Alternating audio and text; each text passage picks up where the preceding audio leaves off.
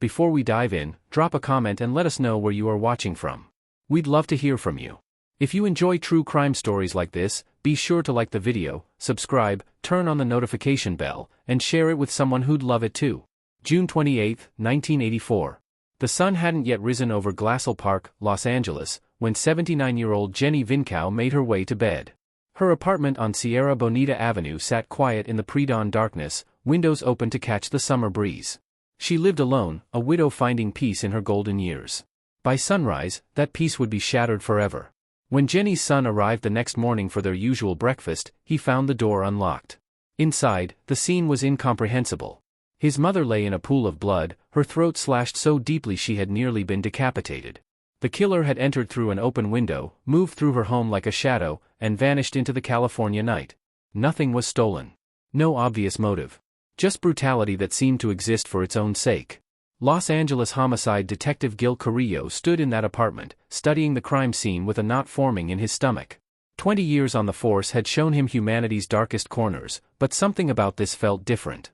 The violence was excessive, personal, yet the victim appeared randomly chosen.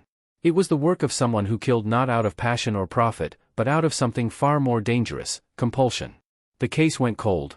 Months passed. Los Angeles continued its rhythm, unaware that a predator was learning, evolving, preparing. March 17, 1985. Nearly 9 months after Jenny Vinkow's murder, the nightmare began in earnest. Maria Hernandez pulled into her condominium garage in Rosemead, exhausted from her shift. As she stepped from her car, a figure emerged from the shadows. Before she could scream, he raised a gun and fired.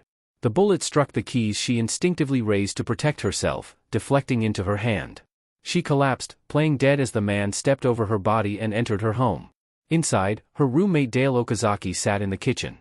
She looked up as the intruder appeared. Their eyes met for a fraction of a second. Then he shot her in the forehead, execution style. Maria, still conscious in the garage, heard the gunshot. She heard footsteps returning. She held her breath as the killer walked past her again, disappearing into the night as suddenly as he'd appeared. Within an hour, the killer struck again. 8 miles away in Monterey Park, 30-year-old Silien Yu pulled into her garage. The same man appeared. This time, he dragged her from her vehicle and shot her repeatedly. She died on the concrete floor of her own garage, the engine of her car still running. 2 attacks. 2 dead. 1 survivor. All within 60 minutes. Detective Carrillo caught both cases. As he examined the crime scenes, his blood ran cold. The bullets matched. Same gun. Same killer. But what sent ice through his veins was the realization forming in his mind: this wasn't robbery gone wrong or crimes of passion. This was someone hunting. Over the following weeks, the attacks escalated with terrifying frequency. On March 27, Vincent and Maxine Zazera were found in their Whittier home. Vincent had been shot in the head while sleeping. Maxine had been stabbed repeatedly, her eyes gouged out. The brutality was escalating, the killer's confidence growing with each attack. May brought no relief. In Monterey Park, elderly couple William and Lily Doy were attacked in their beds. William died from gunshot wounds. Lily survived, beaten savagely but alive. The same night, across the city, the killer struck again. Carrillo wasn't alone anymore. Detective Frank Salerno, a legendary investigator who'd worked the Hillside Strangler case, joined the task force. Together, they began connecting the dots across jurisdictions, building a profile of a killer unlike any California had seen. The attacks weren't confined to one neighborhood, one type of victim, or one method. The killer used guns, knives, blunt objects.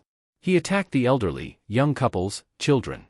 He struck in different cities across Los Angeles County.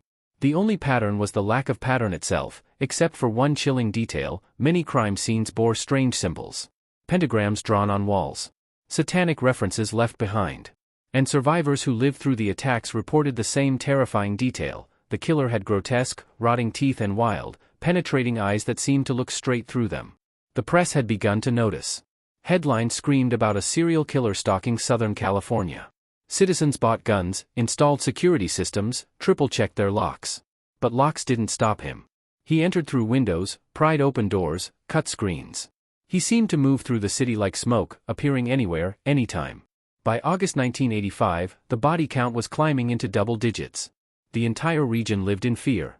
Police had sketches, evidence, survivor testimony. But they didn't have a name. They didn't have a face. And every night the sun went down, families across California wondered, would he choose their home next? On August 24, in Mission Viejo, Bill Carnes and his fiancée Inez Erickson became the latest victims. The killer shot Bill multiple times in the head before attacking Inez. But Bill survived. And Inez saw something crucial. As the attacker fled, she caught sight of his vehicle. An orange Toyota station wagon. Carrillo's phone rang at 2 a.m. on August 30. A deputy in Los Angeles had found an abandoned orange Toyota in Rampart Village. The car had been stolen. Inside, they found a single fingerprint on the rearview mirror. The detective held his breath as the print went through processing.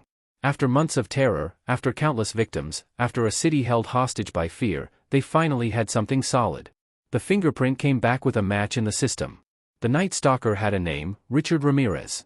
But when investigators arrived at his last known address, they found it abandoned. Richard Ramirez was gone, disappeared into the sprawling maze of Los Angeles. And somewhere in that city of millions, a serial killer walked free, unaware that his face was about to be everywhere. The hunters had become the hunted. But what happened next would prove that even the most dangerous predator could become prey. Because when they released his photograph to the public, they unleashed something Ramirez never expected, the fury of an entire city ready to fight back. August 31, 1985. Dawn broke over Los Angeles with an urgency the city had never experienced. In newsrooms across Southern California, editors made a decision that would change everything. They plastered Richard Ramirez's face on every front page. His mugshot, taken from a previous arrest, stared out from newspaper stands across the region. Those wild, hollow eyes. That sinister expression. By 6 a.m., millions of Californians were staring at the face of the monster who had terrorized them for over a year. Richard Ramirez woke up that morning in a Fleabag motel in downtown Los Angeles, unaware that he was now the most wanted man in America. He had spent the previous night high on cocaine, prowling the streets, contemplating his next attack. The Night Stalker nickname had fed his ego. He saw himself as a dark angel, a servant of Satan bringing chaos to the world. He had no idea that while he slept, his anonymity had been obliterated. Around 8 a.m., Ramirez walked into a liquor store on East 1st Street. He needed cigarettes. The moment he stepped through the door, the clerk's face went pale. The newspaper lay on the counter between them, Ramirez's face staring up from the front page. The clerk's eyes darted from the paper to Ramirez, then back again. Ramirez followed his gaze and saw his own face looking back at him. For a split second, time froze. Then Ramirez bolted from the store, the clerk's screams echoing behind him. He ran through the streets of East Los Angeles, his mind racing. How did they find him? How did they get his name? The fingerprint. It had to be the fingerprint. His criminal record had finally caught up with him. He tried to steal a car on Hubbard Street. The owner, a woman unloading groceries, saw him approaching and screamed. Neighbors poured from their homes. Someone yelled, "That's him. That's the Night Stalker." Ramirez abandoned the attempt and kept running, his heart pounding, sweat pouring down his face. On Town Avenue, he spotted an orange Mustang with the keys in the ignition. Faustino Pinion sat in the driver's seat, listening to the radio. Ramirez yanked open the door and tried to pull Pinion out. But Pinion fought back, grabbing Ramirez in a headlock. The two men struggled violently until Ramirez broke free and took off on foot again. Detective Carrillo received the radio calls in rapid succession. Multiple sightings. Multiple attempted carjackings. Ramirez was in East LA, desperate and dangerous. Every available unit converged on the area, but Ramirez kept slipping through their fingers, moving through the neighborhood like a cornered animal. He ran into a residential area, gasping for breath, searching for any way out. On Hubbard Street, he saw an unlocked gate and darted into a backyard. 56-year-old Angelina de la Torres was watering her garden. She looked up to see a wild-eyed man covered in sweat stumbling toward her. She recognized him instantly from the morning news. Angelina screamed in Spanish, "El Matador! El Matador! The killer!" She swung her garden hose at him, water spraying his face. Ramirez tried to push past her, but her husband Manuel came running from the house with a metal pipe. Ramirez vaulted the fence into the next yard. He crashed through another property where a barbecue was being prepared. The homeowner, Jose Burgoyne, grabbed him, but Ramirez was fueled by pure adrenaline and terror. He broke free again, leaving Jose sprawling on the ground. The entire neighborhood was now in pursuit, a growing mob of angry citizens chasing the man who had made them prisoners in their own homes for over a year. On Town Avenue, Ramirez spotted a red 1966 Ford Mustang. Manuel de la Torres, Angelina's husband, had run around the block and stood between Ramirez and the car, still wielding his metal pipe. Other neighbors closed in from all sides. Ramirez was surrounded. He tried one final desperate lunge for the Mustang. Manuel swung the pipe, connecting solidly with Ramirez's head. Ramirez stumbled. Another neighbor, 32-year-old Jose Burgoyne, tackled him to the ground. Within seconds, a dozen people piled on top of him, holding him down with the combined weight of their rage and relief. "Don't kill me! Don't kill me!" Ramirez screamed as fists rained down on him. The crowd wanted blood. They wanted justice delivered right there on that East LA street. For the families destroyed, the lives stolen, the terror inflicted, they wanted him to pay. The wail of police sirens grew louder. Patrol cars screeched to a halt, officers jumping out with weapons drawn. They had to physically pull the crowd off Ramirez, forming a protective barrier around the man they'd been hunting for months. It was a surreal moment, police protecting a serial killer from the very community he had victimized. Deputy Andres Ramirez, no relation to Richard, was one of the first officers on scene. As he handcuffed the Night Stalker, he couldn't help but notice the irony. It hadn't been sophisticated police work that caught him in the end. It had been ordinary citizens, a community that refused to live in fear anymore. Back at the police station, Detective Carrillo and Frank Salerno stood in the observation room, watching Richard Ramirez through the one-way glass. He sat in the interrogation room, battered and bruised from his encounter with the neighborhood mob. His left eye was swollen shut. Blood trickled from a cut on his forehead. But even in defeat, he maintained a disturbing arrogance. When Salerno entered the interrogation room, Ramirez looked up with his one good eye and smiled, revealing those rotting teeth that had haunted so many victims' nightmares. "You guys got lucky," Ramirez said, his voice raspy from running. "Luck had nothing to do with it," Salerno replied. "You made mistakes. You always do." "I am beyond good and evil," Ramirez declared. "I will be avenged. Lucifer dwells in us all." The detectives had heard enough delusional grandstanding over the years to remain unmoved. They had a job to do: connect Ramirez definitively to each crime scene, build an airtight case, and ensure he never walked free again. Over the following days, the evidence mounted. Ballistics matched the gun used in multiple murders to a weapon Ramirez had stolen. Fingerprints from crime scenes matched his. Survivors were brought in for lineups. One by one, with trembling hands and tears streaming down their faces, they identified him. Inez Erickson, who had survived the attack that killed her fiancé Bill Carnes, stood before the one-way glass and pointed without hesitation. "That's him. Those are the eyes I'll never forget." Maria Hernandez, who had survived only because a bullet hit her keys, identified him immediately. Her voice shook as she spoke. "He's the one who killed Dale. He's the one who destroyed my life." As the case built, the true scope of Ramirez's reign of terror became clear. At least 13 murders. 5 attempted murders. 11 sexual assaults. 14 burglaries. The numbers were staggering, and investigators believed there might be even more victims who hadn't been connected to him yet. The media frenzy was unprecedented. News crews camped outside the jail. Reporters from around the world descended on Los Angeles. Everyone wanted to understand how one man could inflict so much terror, and how an entire city had finally said enough. But as prosecutors prepared their case, a disturbing detail emerged. Ramirez had fans. Letters began arriving at the jail from women who found him attractive, who romanticized his crimes, who wanted to visit him. Some even proposed marriage. It was a twisted testament to a dark truth: evil could be seductive to those detached from its reality. Inside his cell, Ramirez reveled in the attention. He drew pentagrams on his palms and flashed them at cameras during transport. He told anyone who would listen about his devotion to Satan. He showed no remorse, no humanity, no recognition of the lives he had shattered. Carrillo worked late into the night, organizing evidence, preparing testimony, ensuring every detail was perfect. This case couldn't be lost on technicalities. Too many families were depending on justice. Too many victims deserved to see this monster locked away forever. On September 20, 1985, Richard Ramirez was formally charged with multiple counts of murder, attempted murder, sexual assault, and burglary. The trial would be one of the longest and most expensive in California history. But that didn't matter. What mattered was that the Night Stalker's reign of terror was over. Or was it? Because as prosecutors reviewed evidence and prepared witnesses, they discovered something that would complicate everything. Ramirez hadn't worked alone on every attack. There were inconsistencies, timeline impossibilities, evidence that suggested at least one accomplice might have been involved in some crimes. The investigation was far from over. And the question that would haunt the trial remained unanswered: who else knew what Richard Ramirez was doing? And why hadn't they stopped him? September 1985. The Los Angeles County Jail became a fortress.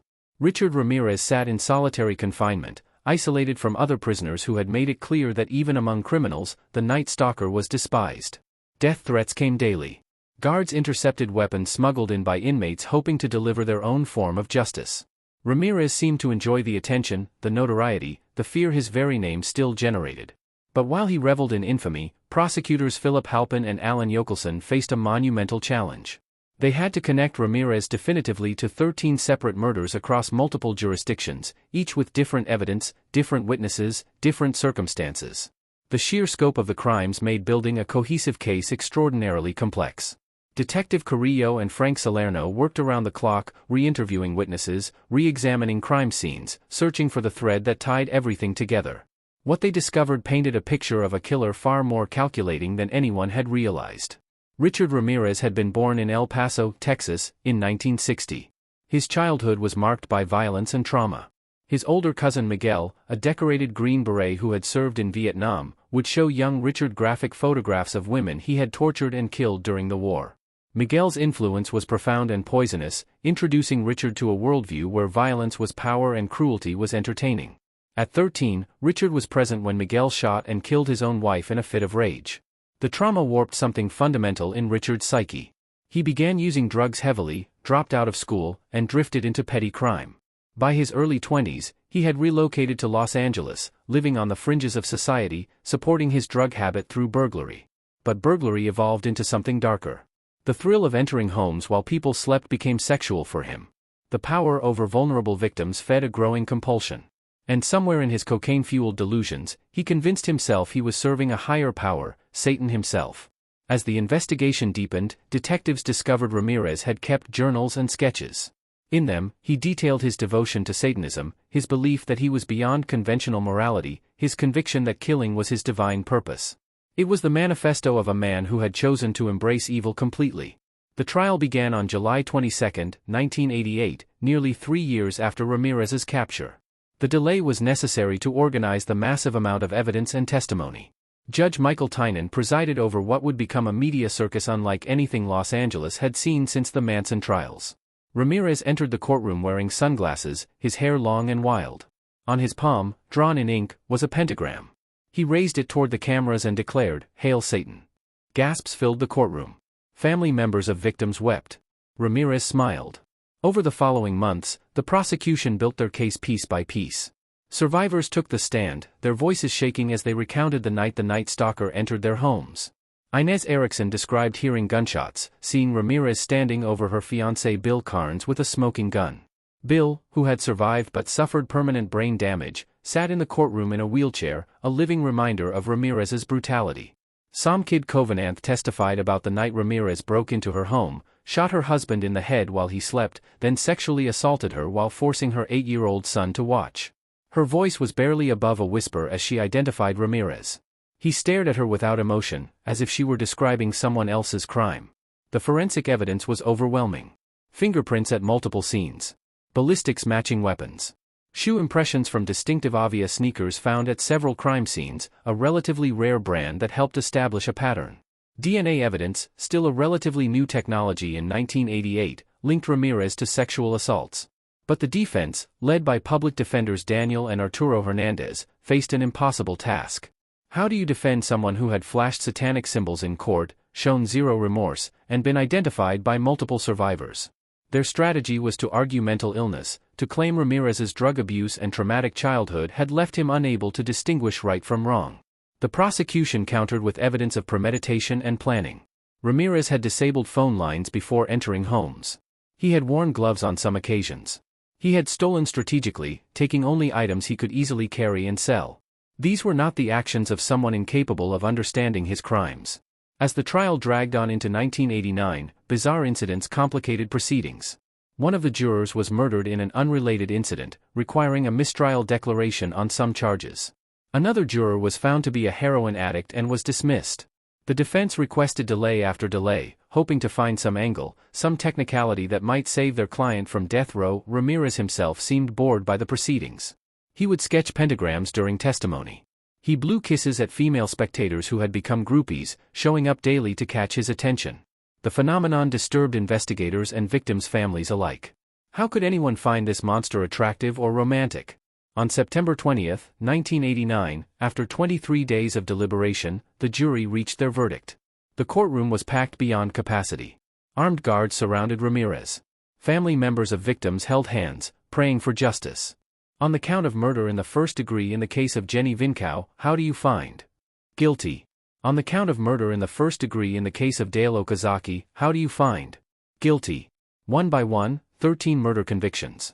30 additional felony convictions for burglary, sexual assault, and attempted murder. The jury had spoken unanimously on every count. When the verdicts were read, Ramirez showed no reaction. But around him, victims' families collapsed in relief and grief. Years of waiting, years of nightmares, years of looking over their shoulders, waiting for justice that had finally arrived. The penalty phase began immediately. The same jury would now decide if Richard Ramirez deserved to die for his crimes. California had reinstated the death penalty in 1977, and prosecutors argued this case exemplified exactly why it existed. On November 7, 1989, the jury returned with their recommendation, death. Judge Tynan formally sentenced Ramirez to die in California's gas chamber. As the sentence was read, Ramirez stood and addressed the court for the first time. "You don't understand me. You are not expected to. You are not capable of it. I am beyond your experience. I am beyond good and evil. I will be avenged. Lucifer dwells within us all." Then he flashed his pentagram palm one final time and added, "Big deal. Death always went with the territory. See you in Disneyland." His words sent chills through the courtroom. Even in defeat, even facing execution, he remained defiant, unrepentant, convinced of his own dark mythology. Richard Ramirez was transferred to San Quentin State Prison to await execution. But California's death penalty process was notoriously slow, bogged down by automatic appeals and legal challenges. Years turned into decades. Ramirez sat on death row, occasionally giving interviews where he continued to express his satanic beliefs and lack of remorse. In 2009, DNA evidence definitively linked him to the murder of 9-year-old Mei Leung in San Francisco in 1984, a crime that predated his known killing spree. The little girl had been sexually assaulted and murdered in the basement of her apartment building. It was evidence that Ramirez's reign of terror had begun even earlier than anyone realized, and that his youngest victim had been a child.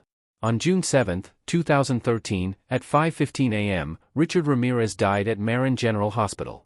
He was 53 years old. The cause was complications from B-cell lymphoma. He never expressed remorse. He never apologized to his victims' families. He went to his grave believing he was a dark angel, a servant of Satan, misunderstood by a world too weak to appreciate his power. But he was wrong. He wasn't a dark angel or a supernatural force.